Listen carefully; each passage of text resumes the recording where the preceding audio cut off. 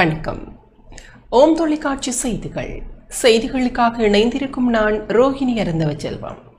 எதிர்வரும் 4ஆம் தேதி காரைக்கால் அம்மையார் குருபூஜை இடம்பெறவுள்ளது. எதிர்வரும் 4ஆம் தேதி சனிக்கிழமை காரைக்கால் அம்மையார் என்று போற்றப்படும் புனிதவதியார் குருபூஜை இடம்பெறவுள்ளது.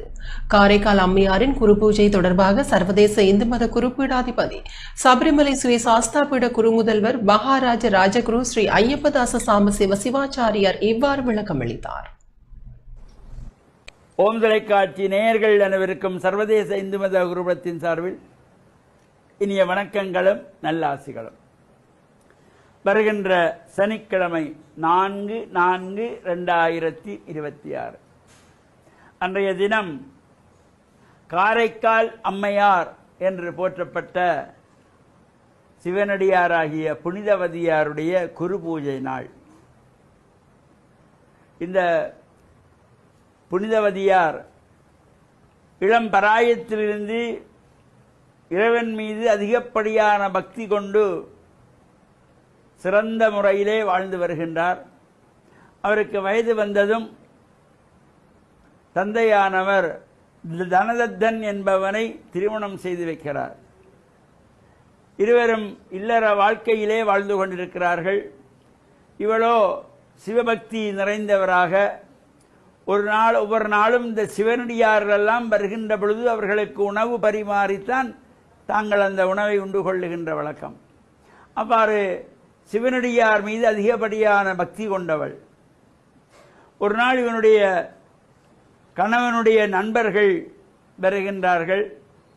வருகின்ற பொழுது நண்பர்களை பார்ப்பதற்கு வெறுங்கையோடு போகக்கூடாது என்று வீட்டிலே தங்களுடைய வளவிலே பறித்த மாங்கனிகள் 2 கொண்டு சென்று அவரிடத்திலே கொடுக்கிறார்கள். தனதத்தினம் அதை வாங்கி தன்னுடைய வேலையாளத்திலே கொடுத்து அனுப்புகிறார். அதை கொண்டு போய் வீட்டிலே கொடு. அந்த 2 கனிகளையும் கொண்டு வீட்டிலே மனைவிடத்திலே கொடுக்கிறார்கள். அவ்வாறு அன்றைய தினத்திலே ஒரு சிவனடியார் வருகிறார்.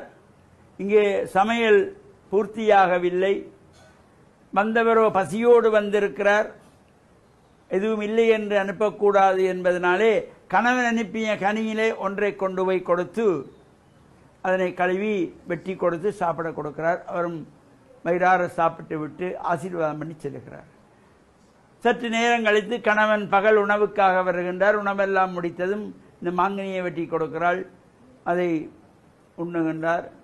நன்றாயிருக்கிறதே என்று விட்டு இன்னும் ஒரு கனி இருக்கிறதே அதையும் கொண்டு வா என்று கேட்கிற பொழுது இவள் ஒரு சிவனடியாருக்கு கொடுத்தேன் என்று சொல்லக்கூடாது என்பதனாலே ஒன்றும் செய்ய முடியாமல் சுவாமி அறையிலே போகிறாள். சுவாமியை வேண்டுகிறாள். இறைவனுடனாலே இன்னும் ஒரு கனி கிடைக்கிறது. இவ்வாறு தெய்வத்திலிருந்து இந்த கனி பெற்றதினாலே இவர் தெய்வ பெண் என்று சொல்லி இந்த தனதத்தனானவன் அவளை விட்டு விலகி வேறு வாழ்க்கையை வாழ்ந்து கொண்டிருக்கிறார். அதனாலே இவள் கணவனே என்னை வேண்டாம் என்ற பொழுது எனக்கு அழகு வேண்டாம், இளமை வேண்டாம் என்று இறைவனத்திலே பிரார்த்தனை செய்து அங்கே வயோதிப தோற்றத்திலே தலையால் நடந்து கைலாயத்துக்கு செல்லுகின்ற பொழுது இறைவன் அம்மையே வருக என்று அழைத்த ஒரு சிறப்பு இந்த காரைக்கால் அம்மையாருக்கு உண்டு. இந்த காரைக்கால் அம்மையார் குருபூஜையிலே நாமும் கலந்து காரைக்கால் அம்மையாருடைய பெருமைகளையும் அறிந்து இறையருளை பெற்று மண்ணில் நல்ல வண்ணம் வாழ ஓம் தொலைக்காட்சி நேயர்கள் அனைவருக்கும் சர்வதேச இந்து மத குருபடத்தின் சார்பில் நல்லாசிகளை கூறிக்கொள்வதில் மன மகிழ்வு கொள்கிறோம். வணக்கம். இத்துடன் ஓம் தொலைக்காட்சி செய்திகள் நிறைவு பெறுகின்றன. தொடர்ந்து நமது ஓம் தொலைக்காட்சி நிகழ்ச்சிகளோடு இணைந்து கொள்ளுங்கள். வணக்கம்.